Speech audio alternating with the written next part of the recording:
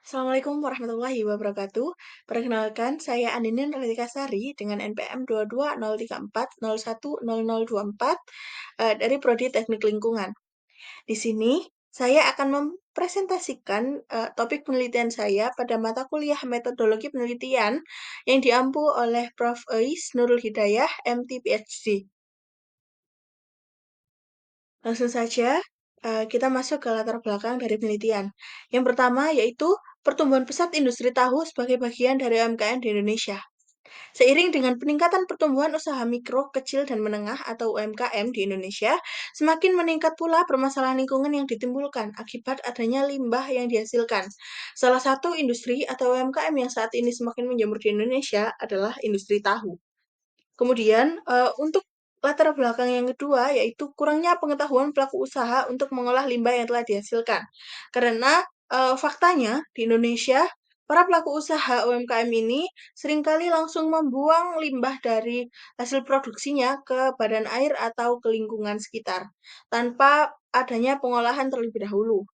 Kemudian, latar belakang yang ketiga, yaitu tingginya tingkat pencemaran dari limbah industri tahu seperti BOD, COD, dan TSS yang tidak memenuhi baku mutu yang telah diterapkan, yaitu Permen LH nomor 5 tahun 2014. Kemudian untuk rumusan masalah dari penelitian ini, yang pertama yaitu bagaimana efektivitas kombinasi proses koagulasi flokulasi dengan sistem constructed wetland untuk mengolah limbah industri tahu. Rumusan masalah yang kedua yaitu bagaimana pengaruh waktu perlakuan yang berbeda terhadap kinerja koagulasi flokulasi, constructed wetland, dan juga kombinasi antar keduanya. Kemudian, untuk tujuan dari penelitian ini, yang pertama yaitu menganalisis efektivitas kombinasi teknologi koagulasi, flokulasi, dan juga constructed wetland dalam menurunkan kadar pencemar limbah cair tahu seperti BOD, COD, dan juga TSS. Tujuan yang kedua yaitu membandingkan hasil pengolahan gabungan dengan pengolahan tunggal dari masing-masing teknologi dengan 3 variasi waktu retensi.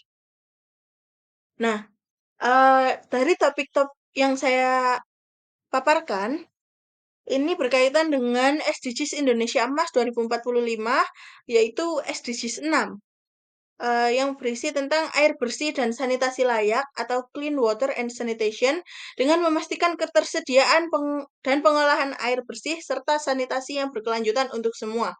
Kemudian yang kedua itu berkaitan dengan SDGs 7, yang berkaitan dengan energi bersih dan terjangkau atau affordable and clean energy dengan memastikan akses terhadap energi yang terjangkau, andal, berkelanjutan, dan juga modern untuk semua. Kemudian yang ketiga yaitu berkaitan dengan SDGs 9, yaitu industri, inovasi, dan infrastruktur. Dengan membangun infrastruktur tangguh, mendorong industrialisasi yang inklusif dan berkelanjutan, serta mempromosikan inovasi. Kemudian berkaitan juga dengan SDGs 12, yaitu konsumsi dan produksi yang bertanggung jawab atau responsible consumption and production, dengan memastikan pola konsumsi dan produksi yang berkelanjutan. Kemudian kita langsung masuk ke tinjauan pustaka dari topik yang saya pilih. Yang pertama yaitu limbah cair industri tahu. Limbah cair dari proses produksi tahu memiliki karakteristik yang sangat mencemari lingkungan, terutama karena kandungan bahan organik yang tinggi seperti BOD, COD, TSS, serta zat seperti lemak dan protein dari kedelai. Konsentrasi BOD dan COD dalam limbah cair tahu seringkali melebihi nilai baku mutu yang diatur dalam Peraturan Menteri Lingkungan Hidup Nomor 5 Tahun 2014, di mana BOD seharusnya kurang dari 150 miligram per liter dan COD kurang dari 300 miligram per liter untuk industri makanan dan minuman. Kemudian di sini ada proses koagulasi flokulasi. Koagulasi flokulasi adalah metode pengolahan limbah yang umum digunakan untuk menghilangkan partikel tersuspensi dan bahan organik melalui penambahan bahan kimia atau koagulan. Koagulan bekerja dengan menetralkan muatan partikel koloid sehingga dapat menggumpal atau flokulasi dan mengendap. Jenis Jenis koagulan, efisiensi koagulasi flokulasi juga dipengaruhi oleh dosis pH dan waktu pengadukan. Kemudian ada constructed wetland atau CWS, adalah sistem pengolahan limbah cair berbasis vegetasi yang dirancang menyerupai ekosistem rawa alami. CWS memanfaatkan proses fisik, kimia, dan biologis untuk menghilangkan polutan seperti penyaringan melalui media tanam, penyerapan oleh akar tanaman, dan juga degradasi oleh mikroorganisme. Kemudian untuk metodologi penelitian itu sendiri yang mencakup variabel penelitian. Yang pertama itu ada variabel bebas. Variabel bebas dari topik ini yaitu kombinasi metode koagulasi, flokulasi, dan constructed wetland serta retensi waktu 2, 4, dan juga 6 hari. Kemudian variabel terikat dari penelitian ini yaitu kadar BOD, kadar COD, dan juga kadar TSS. Kemudian untuk variabel kontrol yaitu volume reaktor suhu dan juga debit aliran. Nah, berikut ini yaitu kerangka penelitian.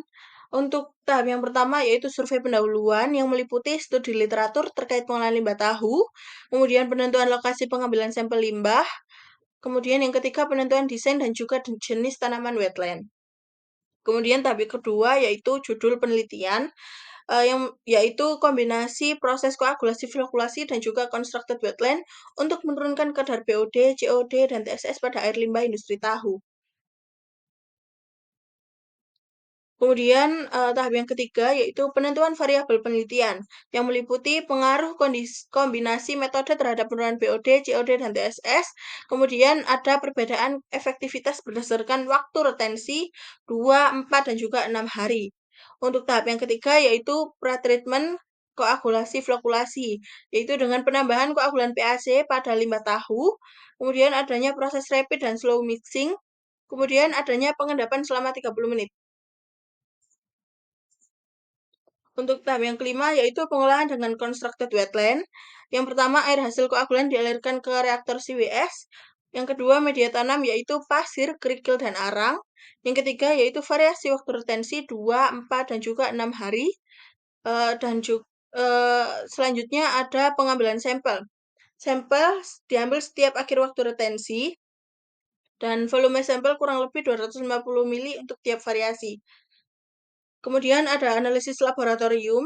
Yang pertama yaitu analisis BOD, COD, dan TSS, dan dilakukan di Laboratorium Teknik Lingkungan UPN Veteran Jawa Timur. Tahap selanjutnya yaitu penyajian data dan analisis, yaitu adanya efisiensi penurunan dihitung dalam persen, dan juga data disajikan dalam bentuk grafik dan tabel. Kemudian dapat disusun kesimpulan dan juga saran. Berikut ini reaktor hybrid system dari koagulasi, flokulasi, dan juga constructed wetland. Jadi di situ ada influen masuk, kemudian masuk ke bak koagulasi yang sudah ditambahkan dengan koagulan yaitu PAC, kemudian masuk lagi ke bak flokulasi dengan pengadukan lambat, dan kemudian masuk ke sedimentation tank atau bak sedimentasi untuk pengendapan selama 30 menit. Kemudian air dialirkan ke reaktor wetland, yaitu dengan menggunakan tanaman Tiva anguisfolia. Kemudian setelah air dimasukkan ke dalam wetland, air keluar melalui pipa. Kemudian hipotesis dari penelitian ini yang pertama yaitu adanya perbandingan antara hasil pengolahan gabungan dengan pengolahan tunggal dari masing-masing teknologi. Yang kedua yaitu dapat ditemukannya waktu retensi paling efektif untuk pengolahan. Yang ketiga yaitu mendapatkan hasil penurunan kadar pencemaran BOD, COD, dan juga TSS yang signifikan. Yang keempat yaitu memberikan solusi yang ramah lingkungan dan mudah dilakukan oleh pelaku usaha mikro. Jadi, sekian pemaparan dari saya, kurang lebihnya saya mohon maaf. Wassalamualaikum warahmatullahi wabarakatuh.